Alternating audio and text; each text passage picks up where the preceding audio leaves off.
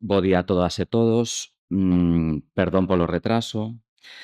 Como decía onte en Vedra, grazas pola vosa presencia nestas xornadas do curso do CAFI do Proxecto Terra.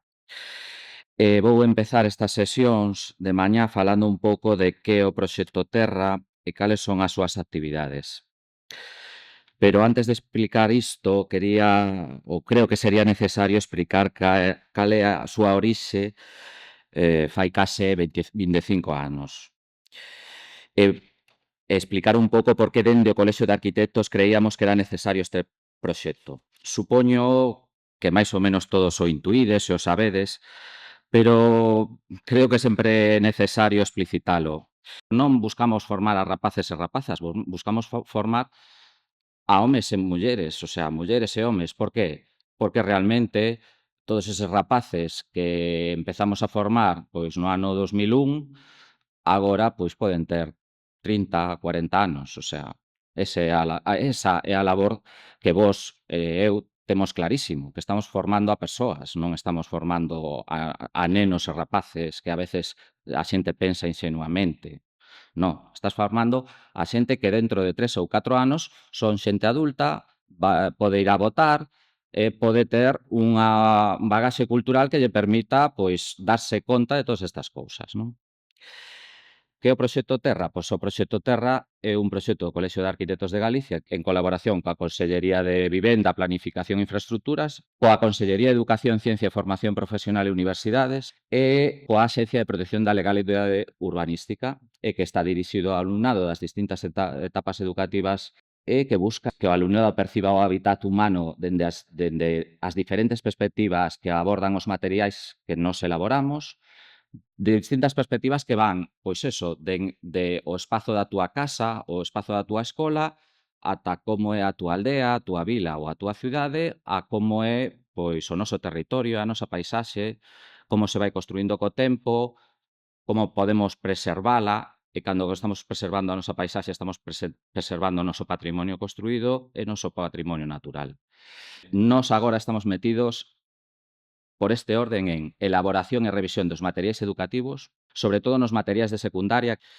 Estamos moi metidos nese punto 5 que é o congreso do 25 aniversario que faremos o ano que ven, e logo seguimos facendo unhas actividades que veñen de sempre, que é o Plan Proxecta Plus, que esas actividades que facemos pois este ano son en 45 centros, uns cursos que se chaman Eu son inspector, inspectora urbanística, que este ano facemos en 30 centros, visitas guiadas, intercambios territoriais, os plans de formación de profesorado, por exemplo, este curso, e os certames divulgativos, que esos sí que se abren non só ao profesorado, sino a toda a sociedade.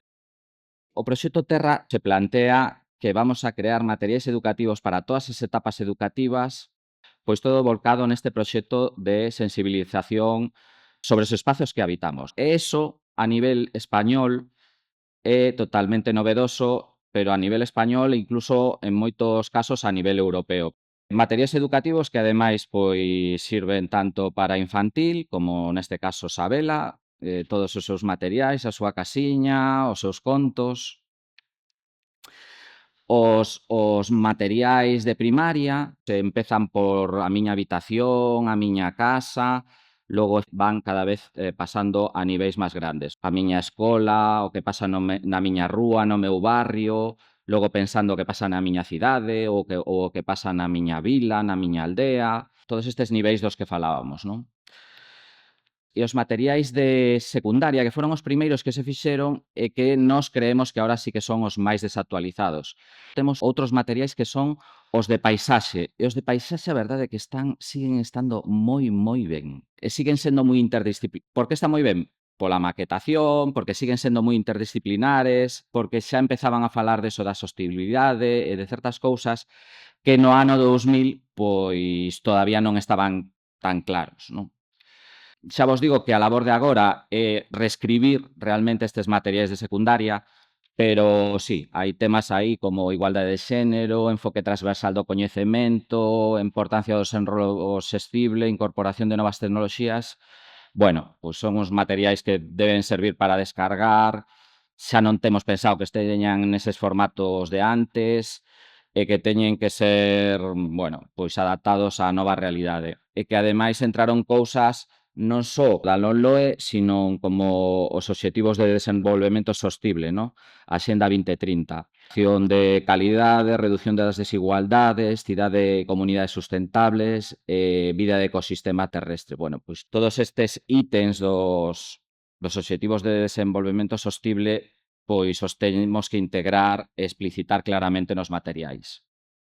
Logo, en paralelo, sí que estamos nas actividades que vos decía eu. Plan Proxecta Plus, que, por decirlo de algunha forma, eu creo que todo o mundo coñece, vale? Dentro do Plan Proxecta Plus, pois nós somos o epígrafe 18, somos o Proxecto Terra.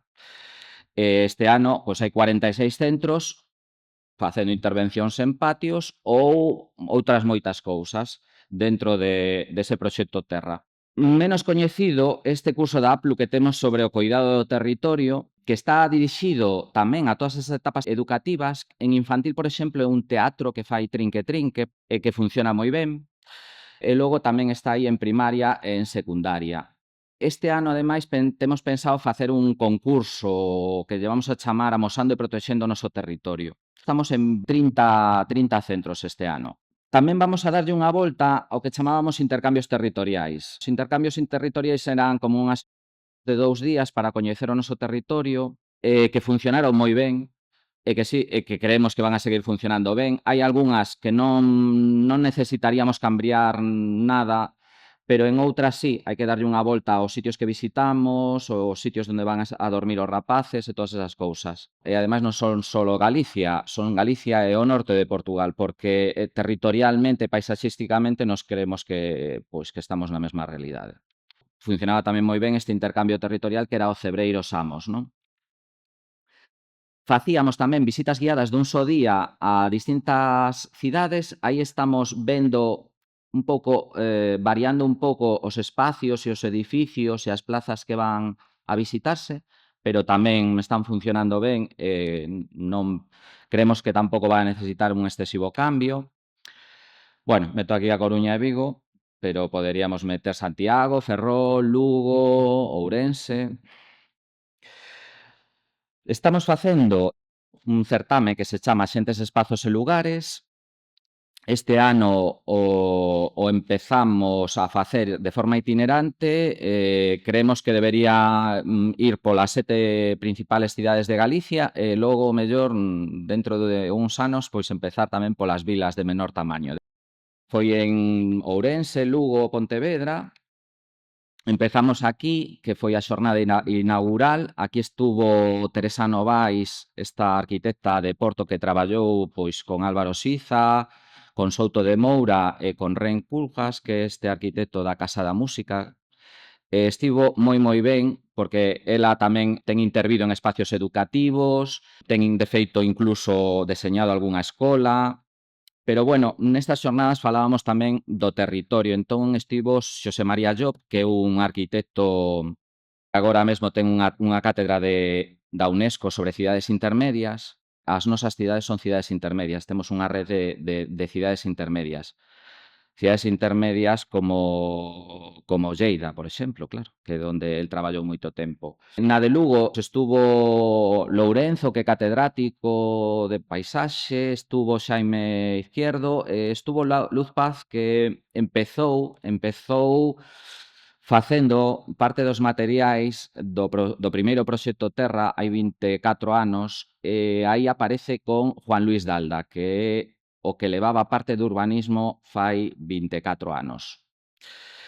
Esas figuras, pois Juan Luis Daldas non está xa con nós, por exemplo, entón, pois Enrique Seoane pois está levando ese ámbito, o ámbito de territorio, paisaxe, medio ambiente.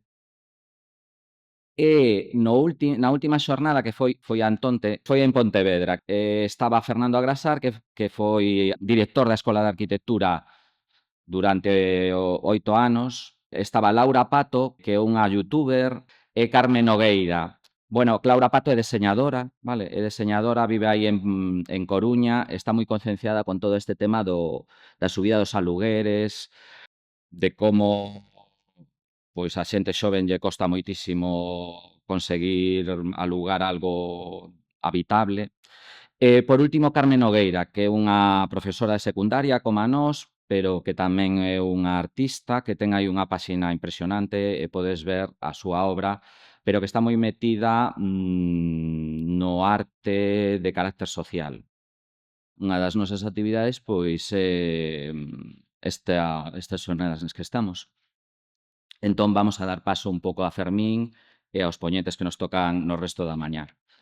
Moi ben, grazas.